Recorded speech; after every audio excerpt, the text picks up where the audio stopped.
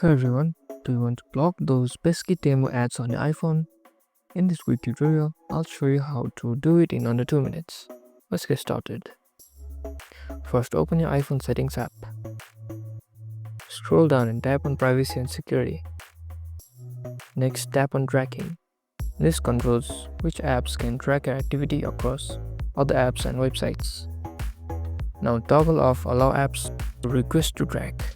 This stops Temu and other apps from tracking your activity for targeted ads. If you still see ads within the Temu app, check if they have a specific ad setting.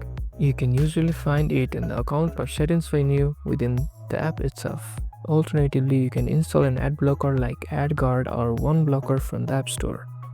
These apps can help block ads in Temu and other apps.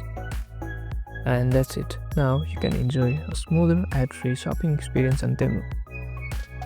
If this tutorial helped, don't forget to like, subscribe for more tips. Enjoy your ad-free shopping.